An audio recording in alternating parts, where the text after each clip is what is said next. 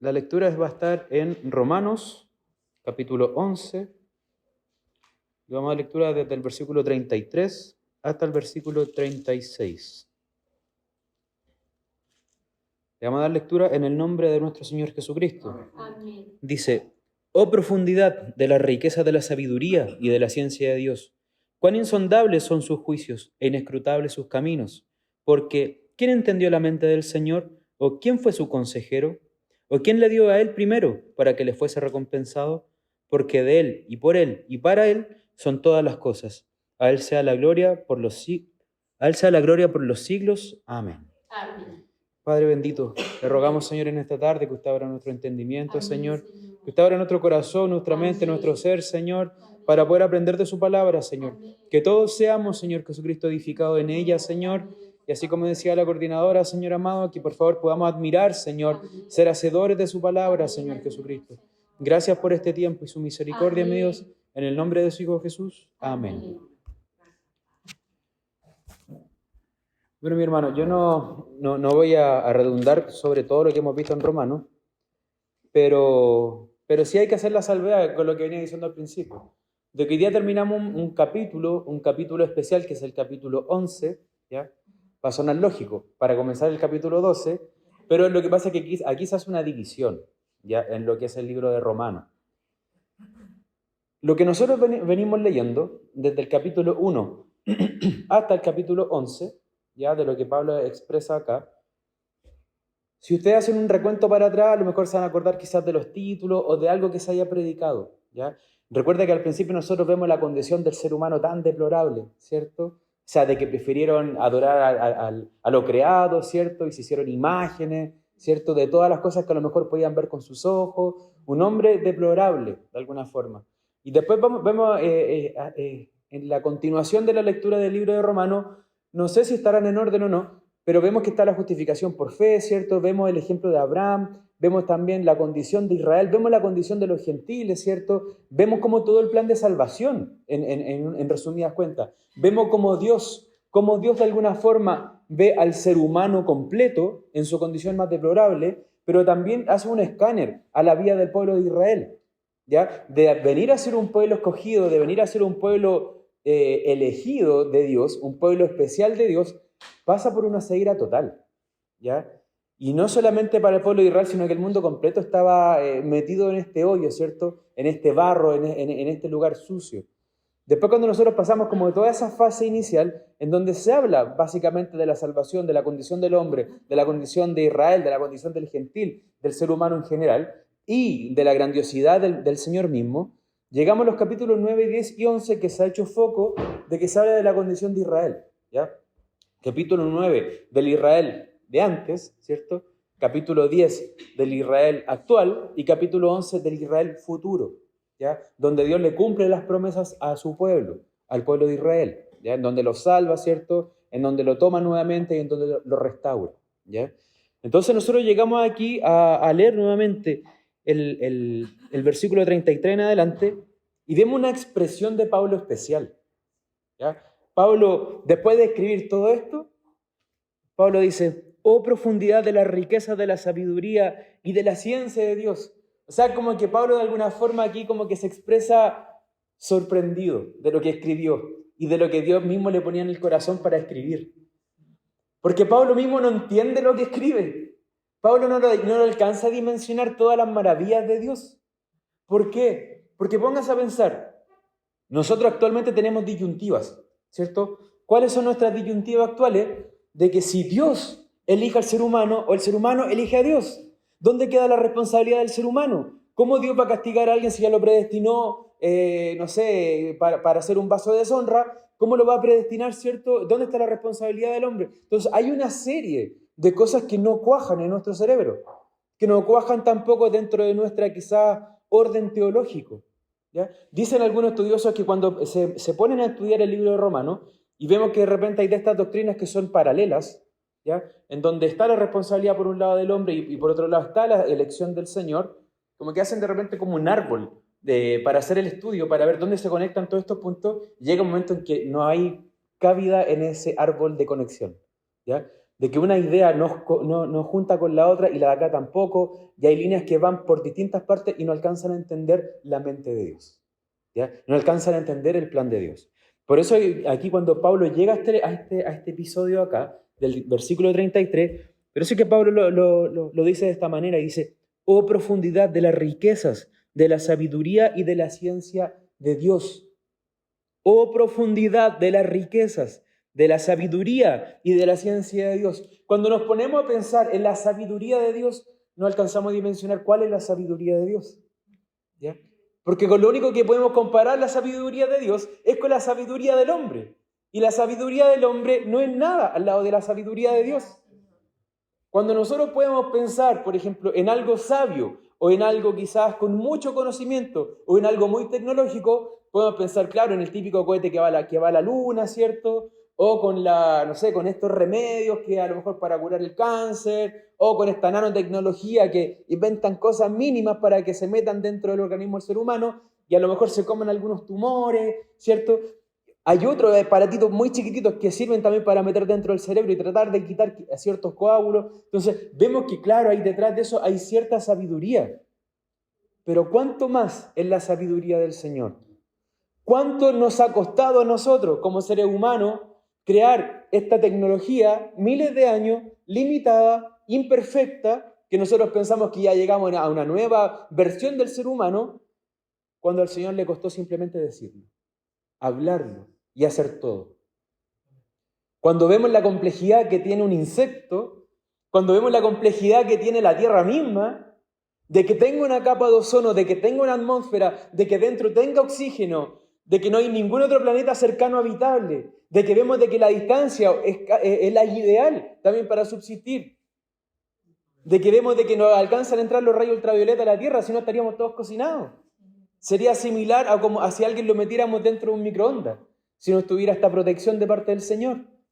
Cuando vemos toda esta sabiduría, ¿podemos compararla con la sabiduría del ser humano? No tiene ninguna comparación. Cuando nos damos cuenta cómo funciona el cuerpo del ser humano, cuando nos ponemos a estudiar un poquito y de repente yo sé que hay palabras complicadas, sé que hay términos que no entendemos, pero cuando nos empezamos a meter un poquito más, por ejemplo, cómo funciona el cuerpo del ser humano, y nos damos cuenta cómo funcionan, por ejemplo, los riñones, la función que tienen los riñones es para quedar maravillados. Decir cuánto líquido no pasa por ahí y cuánto es que de alguna forma filtra la sangre, ¿cierto? Para que no nos contaminemos, no nos matemos nosotros a sí mismos, ¿cierto? Y toda la vida funcionan y toda la vida están operando, ¿cierto? Y no solamente los riñones, la función que tiene el hígado, la función que tiene el corazón, la función que tienen los pulmones, la función que tiene nuestro cerebro, la función también inmunológica que nosotros tenemos de protección frente a los virus. Todo este tipo de ultra tecnología a nosotros nos parece lo más normal del mundo y el ser humano no alaba a Dios por esta sabiduría. Pero Pablo empieza a ver cómo es que Dios construye todo este plan. Empieza a darse cuenta que más allá de lo creado, no se maravilla solamente de lo creado Pablo, sino que se maravilla de este plan perfecto de Dios. De que no se le mueve nadie, de que no se le escapa nadie, de que no le sorprende nada y que tiene todo calculado. No quiero decir fríamente calculado porque parece un poco más como de crimen, pero Él lo tiene todo calculado, ¿ya? No hay nada que se le escape, no hay nada que le llegue a sorprender en su omnipotencia, en su omnisciencia, ¿ya? Imagínense, usted póngase en los pies de Pablo, escribe toda esta teología, toda esta apología de la salvación, todo este enredo de alguna forma de los gentiles, de la fe, de la ley, de Israel, de la elección, de esta pena que tengo por mi pueblo amado, de esta restauración final de Israel, y Pablo queda así, queda extasiado. Y de alguna forma dice, oh profundidad de las riquezas, de la sabiduría y de la ciencia de Dios. ¿Por qué de las riquezas de la sabiduría? Porque Dios es rico en sabiduría, Dios es rico en conocimiento, Dios es rico en misericordia. La misma palabra siempre cuando habla de las riquezas del Señor, jamás las atribuye como que Él fuera rico en oro y plata. Él es rico en misericordia, Él es rico en paciencia, Él es rico en sabiduría y ciencia. Ahí es donde abundan su riqueza. Para nosotros, ¿dónde abundan las riquezas? Solamente en los bienes, ¿cierto? Para el Señor no. El Señor no le hace falta nada, ¿ya? El Señor no tiene necesidad de nada. Él es suficiente, nosotros no. Ese es nuestro Dios. Y por eso es que Pablo se admira de alguna forma de cuando termina esto y dice, oh, no, escribo todo esto, veo que Dios me inspiró para escribir esto, pero no me alcanza a caber en la mente. No llego a comprenderlo. Acá después nosotros seguimos en el mismo 33, dice, cuán insondables son sus juicios e inescrutables sus caminos. Cuán insondables son sus juicios. Aquí hay dos palabras que son clave para poder entender la profundidad de Pablo de lo que está hablando. Primero, habla las profundidades de la riqueza, ¿cierto? O sea, que están allá, que están muy, muy, muy al fondo, que no alcanza a lo mejor a dimensionarlas, son profundas. Cuando nosotros, por ejemplo, no sé si la ha tocado, pero cuando usted se baña en la playa, ¿cierto? Y de repente llega a un lado donde no toca el suelo, quizás qué profundidad estoy. O cuando alguien se tira quizás a algún lago, no sabe cuán profundo a lo mejor es hacia abajo. Y uno se admira de repente de que trata de llegar abajo y no llega, porque es muy profundo. La profundidad de las riquezas del Señor son tan profundas que por eso Pablo lo dice con estos términos. Dice, cuán insondables son sus juicios. Insondable es que es tan profundo que no llega a tocar el fondo, no llega a encontrar el fondo. Cuando Pablo medita en todo lo que Dios le entregó, cuando Pablo medita en todas las enseñanzas previas que hemos visto hasta acá, Pablo dice, no lo alcanzo, no lo comprendo, no alcanzo a llegar allá. Pensé que llegaba, pero veo que no tiene fin esto. Cuán insondables son sus juicios. Son inalcanzables, de alguna forma Pablo está diciendo. Es inalcanzable el juicio de Dios. Es inalcanzable todas las cosas que Él determina. Todo lo que Él determinó atrás, con anterioridad, en el pasado, en el mismo presente de Pablo y en el futuro que Pablo también avisoraba en lo que escribía desde el capítulo 11 en adelante, Pablo termina diciendo, no lo entiendo. No lo alcanzo a entender. No lo alcanzo a dimensionar. No lo puedo medir. No lo puedo pesar. No puedo llegar al principio de esto. No alcanzo. No puedo. Y Pablo era un erudito. Pablo era alguien entregado al 100% al Señor. Pablo era alguien que conversaba con Dios. Pablo era alguien que vivía para el Señor. Pablo era alguien que se gozaba en la presencia de Dios y no le temía la muerte. Si para Pablo la palabra del Señor era insondable, el juicio del Señor, ¿cuánto más para nosotros? Amén. Si Pablo delante de nosotros era una eminencia, ¿nosotros qué somos de al lado de Pablo? Cuán insondables son sus juicios e inescrutables sus caminos. Aquí cuando habla de inescrutables, la palabra quiere decir, de alguna forma, es como perder el rastro. Yo no le puedo seguir el rastro al Señor. Es como alguien que, por ejemplo, está en la nieve, ¿cierto? A lo mejor yo estoy cazando un animal y deja huella. Y hay un momento que las huellas se pierden y yo lo perdí. Miro para todos lados y no sé dónde está. Eso quiere decir Pablo con él. O cuando de repente nosotros a lo mejor estamos en el mar o en el lago, ¿cierto? Y se ve de repente como una lancha, deja un hilito, ¿cierto? Pero después de un rato se desvanece y ya no se ve el camino. Eso es lo que quiere decir Pablo acá. Es inescrutable sus caminos. Como que nosotros creemos que le seguimos las pisadas al Señor. Creemos que lo estamos estudiando súper bien y que ya sabemos toda la teología del mundo. Que ponemos los puntos claros acá. Y nos casamos solamente con una línea teológica y condenamos el de al lado. Pero llegamos a un punto de repente que vemos la responsabilidad del hombre y quedamos así. No entiendo.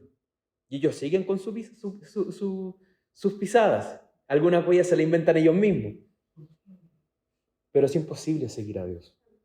Es imposible. Nosotros de repente podemos quizá fijar un camino y ya sabemos que a lo mejor, no sé, pues la micro pasa de aquí, se da la vuelta allá y va a volver acá. Sabemos cuál es el recorrido que tiene una micro. ¿Podemos saber cuál es el recorrido de Dios por más que les conozcamos? No. ¿Podemos entender a Dios por qué está ocurriendo esta guerra allá en Israel? No. ¿Podemos entender por qué en África se mueren tantos niños? No. Es inescrutable su camino. No lo conocemos, no lo entendemos. Somos limitados. No lo entendemos. Todo el plan de salvación para aquí detrás, todo lo que Pablo vio, y a lo mejor llega a la conclusión y dice, el ser humano no se merecía nada. Y ahí es donde cuando él a lo mejor llega a esa conclusión, donde el ser humano no se merece nada, él dice, es inescrutable su camino, no lo entiendo. No entiendo por qué ofrece una salvación a un pueblo rebelde. No entiendo por qué se abrió a una salvación a gente que ni le conocía. No entiendo nada. Qué inescrutable es su camino. No lo llego a comprender, no lo llego a entender. Le perdí la pisada al Señor. Pensé que a lo mejor sí iba a entender cuál era su camino y a lo mejor lo que iba a proceder más adelante, pero no lo entiendo. No lo llego a comprender. Porque, ¿quién entendió la mente del Señor? ¿O quién fue su consejero? Aquí vamos a ir leyendo algunos versículos aparte. Mira, creo que la tengo acá. Yo creo que ¿cómo se puede decir? Para mí el libro paralelo de lo que Pablo está diciendo acá es el libro de Job. ¿Ya? Con lo que acabábamos de leer, donde dice, porque ¿quién entendió la mente del Señor? ¿O quién fue su consejero? Y cuando nosotros vamos a Job 40, del 3 en adelante lo vamos a leer, o no, mejor dicho, desde el mismo 1. Además respondió Jehová a Job y dijo, ¿es sabiduría contender con el omnipotente? O sea, ¿es de alguien sabio contender contra Dios? Acérquese al mundo. Y el mundo le va a decir, yo veo, la otra vez vi video de un tipo que decía, cuando hablaba de la guerra y del mal y de todo eso, y él dice, si ese es tu Dios, ese no es el mío. Solamente para explicar del por qué existía el mal en el mundo. Y aquí la palabra dice, ¿es sabiduría contender con el omnipotente? Si Pablo me dice que sus caminos son inescrutables, o sea, son totalmente, no lo alcanzo a entender, no lo alcanzo a comprender, ¿es sabio culpar a Dios de las cosas que están pasando? ¿Es sabio aconsejar al Señor? ¿Es sabio tratar de entender su mente? Es totalmente necio. Job 41. Además respondió Jehová a Job y dijo, ¿es sabiduría contender con el omnipotente? El que disputa con Dios responda a esto. Entonces respondió Job a Jehová y dijo, he aquí que yo soy vil. ¿Qué te responderé? Mi mano pongo sobre mi boca. Una vez hablé, mas no responderé. Aún 2 veces, mas no volveré a hablar. Respondió Jehová a Job desde el torbellino y dijo, cíñete ahora como varón tus lomos. Yo te preguntaré y tú me responderás. ¿Invalidarás tú también mi juicio? ¿Me condenarás a mí para justificarte tú? ¿Tienes tú un brazo como el de Dios y truenas con voz como la suya? Adórnate ahora de majestad y de alteza y vístete de honra y de hermosura. Derrama el ardor de tu ira. Mira todo altivo y abátelo. Mira todo soberbio y humíllalo y quebranta a los impíos en su sitio. Encúbrelos a todos en el polvo. Encierra sus rostros en la oscuridad, que yo también te confesaré que podrá salvarte tu diestra. Si se dan cuenta aquí, de alguna forma Dios está tratando con una persona que de alguna forma sí se estaba justificando a sí mismo. ¿Ya? Se estaba justificando porque no entendía. Creía que entendía. Creía que a lo mejor le había seguido las pisadas al Señor. Pensaba que ya había llegado quizá a formarse un marco de conocimiento sobre Dios. Pero llega a Dios y le rompe todo ese marco. Llega a Dios y le dice, tú no me conoces nada. Me conoces. Eres bueno ante mis ojos. Eres irreprochable, pero no me conoces todavía. No me conoces como me debieses conocer aún más. Y Pablo llega sin un reto del Señor, como en el caso de acá, llega a la conclusión que también llegó Job. Son inescrutables, Señor, tus caminos. Antes hablaba cosas que no conocía, dice Job. Y Pablo probablemente en su corazón también tenía cosas en su vida que no conocía hasta que conoció a Dios. ¿Sé yo porque el Señor está haciendo todo lo que hace con nosotros en nuestra vida? No. ¿Puedo llegar a culpar a Dios de algo porque a lo mejor no sigue mi consejo? No. ¿Quién soy yo para aconsejar al Señor? Dice, ¿quién entendió la mente del Señor? ¿O quién fue su consejero? ¿Quién puede aconsejar al Señor? ¿Quién puede decirle, Señor, hazlo de esta forma porque de esta forma te va a salir mejor? A mí me da miedo de repente cuando yo le pido cosas al Señor en oración, no sé si a usted le pasa. Señor, por favor, haz esto y de repente digo, Señor, no le quiero decir cómo es que lo tiene que hacer, pero por favor ayúdeme con esto. Porque de repente uno también se mete incluso en la forma en que el Señor lo tiene que hacer. Pues. Señor, hábleme de esta forma. Señor, muéstreme de esta forma. Señor, yo de esta forma voy a creer. Señor, de esta forma llega esta persona. ¿Y qué sé yo? ¿Qué sé yo? Si el Señor ve los corazones, ¿cierto? Incluso, ¿qué sé yo cómo tiene que tratar conmigo? Si los mismos salmistas decían que ni siquiera ellos conocían su corazón. Y es el Señor el que tiene que tratar con nosotros. Amén. ¿Quién soy yo para darle consejos si el Señor es el Todopoderoso? Si el Señor es el Creador. No había nadie antes de Él. ¿Cierto? Él es el principio. Él siempre estuvo. Él siempre será, es. ¿Cierto? Es difícil decir eso dentro del tiempo, pero Él siempre ha sido. Por eso que Él se cataloga como el yo soy. Amén. Entonces, ¿quién le puede dar consejo a un Dios soberano que hizo todo? Nadie, pues, hermano. No hay nadie. Por eso es que Pablo se maravilla. Pablo se deleita de esto.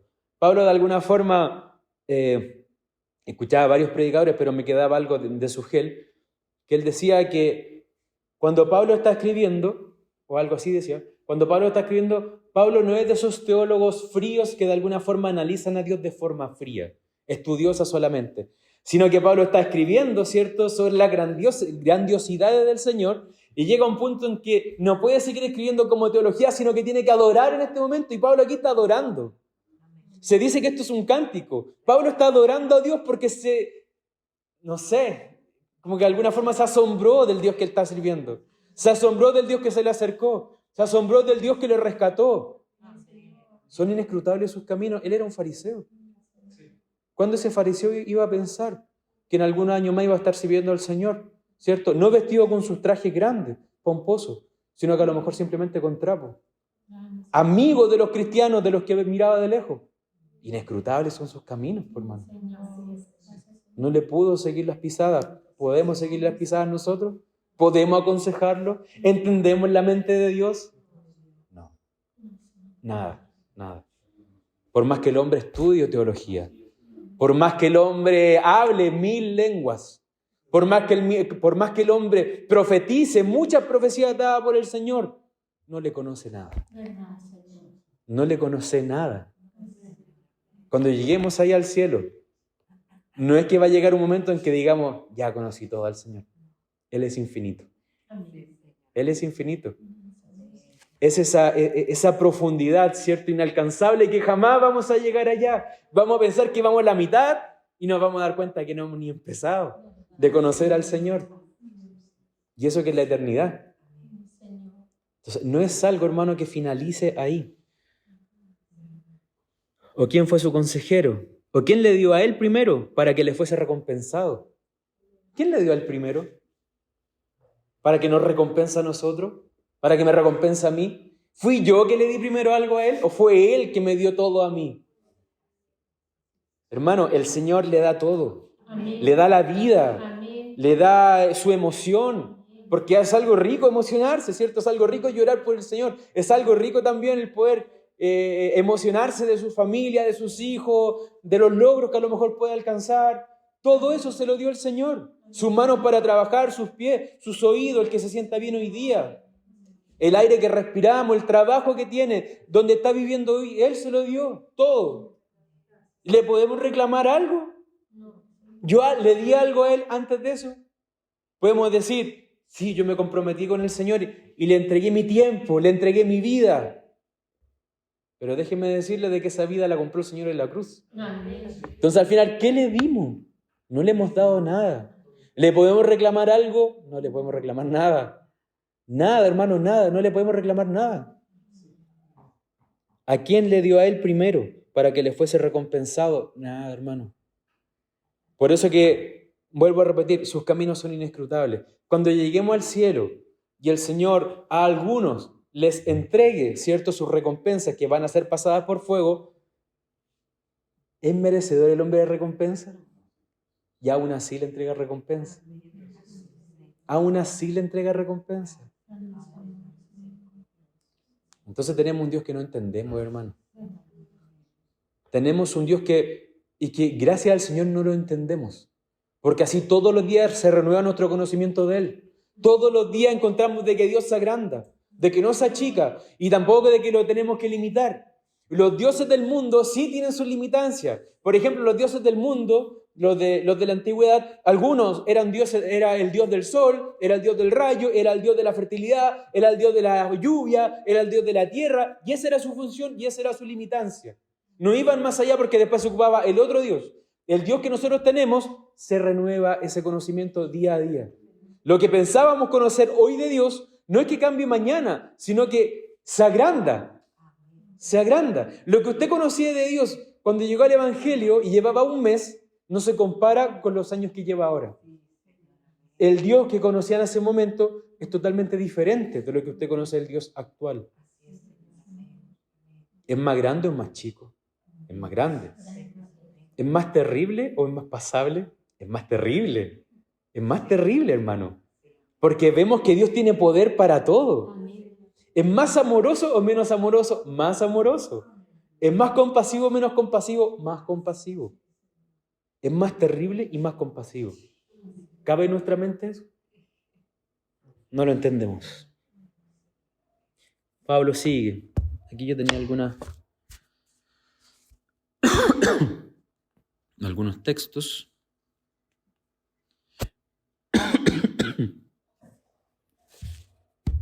Bueno, el mismo Job también, o mejor dicho, vamos a Isaías mejor. Isaías 40. Si alguien lo tiene. No, yo lo encontré ya.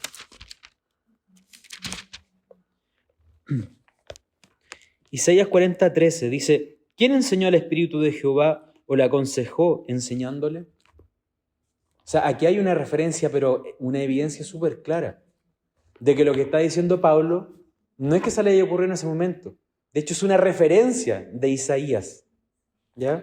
No es un texto así al voleo que Pablo inventó en ese momento. No, para nada. Es totalmente la palabra concuerda, totalmente de lo que aparece en el Nuevo Testamento como el que aparece en el Antiguo Testamento. Ahora, leamos el 36, dice: porque de Él, y por Él, y para Él son todas las cosas. A Él sea la gloria por los siglos de los siglos. Amén. Pablo ya no encuentra más excusas. Porque de Él. Pablo podría haber dicho simplemente porque de Él son todas las cosas y punto, ¿cierto? Pero dice, porque de Él, y por Él, y para Él. Hizo un análisis desde el 1 hasta el 11, ¿cierto? Porque dice, porque de Él es la figura principal de todo el plan de salvación, porque de Él, por Él, si no hubiese sido por Él todo este plan de salvación, no hubiésemos llegado a ningún lado, estaríamos acabados, no habría salvación para los chilenos, para los gentiles, para nadie fuera del pueblo de Israel, y para Él son todas las cosas. Amén. Hay versículos paralelos de esto que se parecen mucho, y de hecho los vamos a ir a buscar. Primero vamos a ir a 1 Corintios 8. 1 Corintios 8, 6. Dice, para nosotros, sin embargo, solo hay un Dios, el Padre, del cual proceden todas las cosas, y nosotros somos para Él, y un Señor Jesucristo, por medio del cual son todas las cosas, y nosotros por medio de Él. Dice exactamente lo mismo, pero mucho más ampliado, ¿ya? Y como que de alguna forma amplía también la figura de Dios, porque está hablando del Padre y del Hijo. Amén. Si podemos ir a otro paralelo, que está en Colosenses. Colosenses es súper conocido ese texto, Colosenses 1:16, que dice: porque en Él fueron creadas todas las cosas, las que hay en los cielos y las que hay en la tierra, visibles e invisibles, sean tronos, sean dominios, sean principados, sean potestades. Todo fue creado por medio de Él y para Él.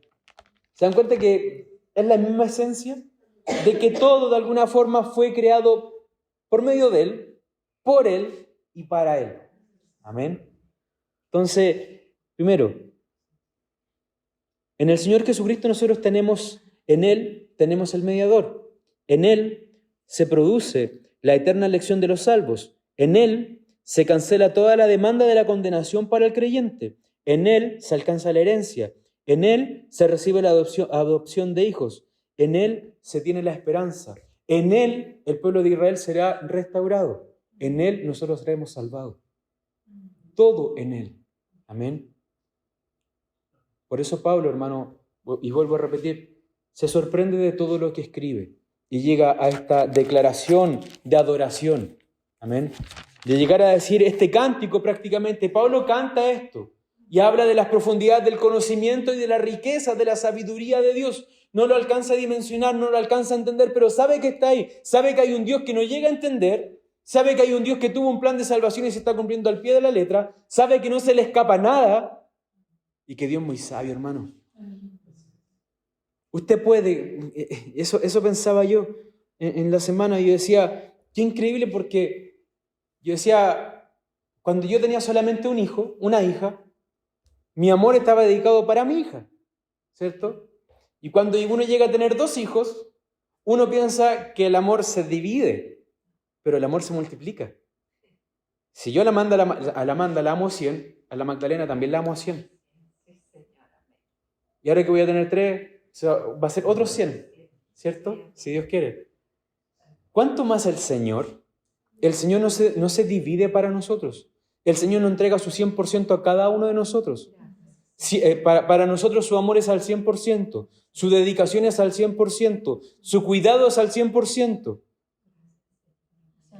su omnisciencia, su omnipresencia es al 100%.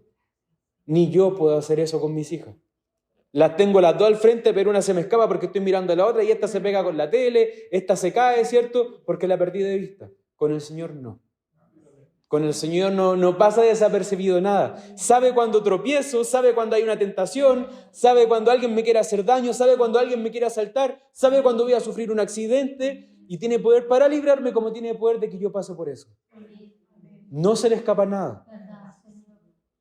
Por eso para Pablo, Dios es tan grande y lo manifiesta a través de una gloriosa canción para Él, de una gloriosa alabanza para Él, glorificándole y no entendiéndolo para nada. Pero aún así, Él lo finaliza con un sello, a donde Él dice, a Él sea la gloria por los siglos, amén. No es que dice, este Dios no lo entiendo, me voy, no lo alcanzo a entender. O a lo mejor me estoy inventando todo esto, o me estoy volviendo loco. No, a Él. Porque me ha dado evidencias claras de su plan, que están ahí perfectamente, ¿cierto?, enmarcadas en la historia de la humanidad, que yo puedo ver la gracia del Señor en todo lo que ha realizado. Si Pablo en ese momento tenía todas aquellas cosas vistas también, ¿cuánto más nosotros hoy, después de 2000 años, hemos visto la mano del Señor a través de la historia, a través de Israel, a través de la iglesia, a través de Cristo, a través de su palabra, a través de su vida, de sus familiares, a través de otros hermanos? No tenemos ya demasiado conocimiento, demasiada historia, demasiada vida para entregarnos completamente a Él y alabarlo al igual que lo hacía Pablo. Tenemos evidencia de sobra, hermano. Y ojalá también podamos cantar de la misma forma como lo hizo Pablo. Ojalá podamos honrar de la misma forma como lo hizo Pablo. Pablo no entendía muchas cosas, y esto yo lo quiero repetir porque sé que este audio lo escuchan hermanos. Pablo aquí no apartó quizás lo que él no entendía y se puso a pelear con los que decían otra cosa. ¿A qué me refiero con eso? Que la típica pelea de calvinistas con arminianos. Pablo no dijo aquí, no es que la salvación se pierde, no es que la salvación no se pierde, no es que la elección es una y la responsabilidad del hombre es otra. Presenta a todos al mismo tiempo. Y Pablo no dice elijan. Pablo está diciendo acéptenla. Porque ustedes no entienden la mente de Dios. Ustedes no le dan consejos a Dios. Y Dios no se enmarca bajo su estándar teológico. Hay bases teológicas que no podemos mover, pero hay otras que no llegamos a comprender porque la mente de Dios no la entendemos. Y porque el conocimiento de Él es insondable, ¿cierto? Y su ciencia es inescrutable. Y si lo dije al revés, bueno, después se puede leer la versión como es, tal cual. Pero se entiende, ¿cierto? De que nunca le vamos a alcanzar. De que nunca lo vamos a entender al 100%. De que muchas de las cosas que hoy no entendemos son parte del secreto de Él. Amén. Así como lo dice Deuteronomio 29:29. Las cosas reveladas son para nosotros y aquellas probablemente las vamos a entender. Pero las cosas secretas, lo que se esconde dentro de la mente de Dios, ese no es nuestro lugar. Y tampoco nosotros somos, no podemos acuñarnos tampoco ningún derecho. Es que yo tengo derecho de estar... No, las cosas secretas son de Jehová. Las reveladas son para nosotros. E incluso las reveladas ni así no alcanza como para entenderlas todas. Amén. Así que eso, mi hermano. Ya el siguiente servicio o el siguiente sermón ya pasamos esta teología como histórica, teórica, y no sé cómo más allá explicarla, ya pasamos como una teología práctica. ¿Ya? Todo lo que Pablo dijo desde el 1 al 11 es como para darnos la antesala, la introducción de lo que nos quiere comunicar en el 12. Entonces, esto no se acaba acá, sino que aquí recién empieza. Por eso les decía yo que la finalización del capítulo 11 es para recién iniciar la parte práctica que Pablo quiere hablar a los hijos del Señor. Amén. Así que esa es la palabra del día de hoy. Vamos a hacer una oración. Padre bendito, le agradecemos sus bendiciones, Señor, su amor y gracia. Gracias, Señor bendito, porque sabemos, mi Dios amado, de que usted murió por nosotros, Señor, de que usted entregó su vida, Señor, y de que todo esto, Señor Jesucristo, usted sí lo hizo, Señor. También de que se levantó de los muertos, Señor amado, y un día vendrá por su iglesia, Señor. En eso no tenemos duda, Señor. Ese es su plan de salvación, Señor. En los detalles, Señor Jesucristo, cómo usted actúa, Señor, cómo usted se mueve por nuestra vida, Señor, cómo que usted se mueve delante de nosotros y genera sus caminos, Señor. No lo entendemos, Señor. No entendemos, mi Dios bendito, cuando nos vienen cosas malas, Señor. No entendemos cuando se acerca una enfermedad, Señor. No entendemos cuando hay un accidente delante de nosotros, Señor. No entendemos tampoco muchas veces cuando nos bendice, Señor. No entendemos muchas cosas, Señor. Pero sí, al igual que Pablo, Señor, las queremos aceptar, Señor Jesucristo, y saber que usted está detrás de todo ello, Señor, porque usted es soberano, Señor. Padre, ayúdenos a ser humildes, Señor Jesucristo. Ayúdenos a ser dependientes, Señor. Ayúdenos a mirarle a usted, mi Dios bendito, no solamente con la lupa, Señor, de la preocupación, Señor Jesucristo, con la lupa quizá instigadora, Señor amado, de saber más allá, sino que con la lupa de lo que usted ya nos reveló a nosotros, Señor. De que usted es amor, Señor, de que usted se entregó por nosotros, de que usted quiere el bien para el ser humano, Señor Jesús, y de que usted incluso llegó a entregar a su Hijo, Señor, por una humanidad caída, Señor. Gracias le damos, Señor bendito, por su amor y gracia, en el nombre de su Hijo Jesús. Amén. Amén.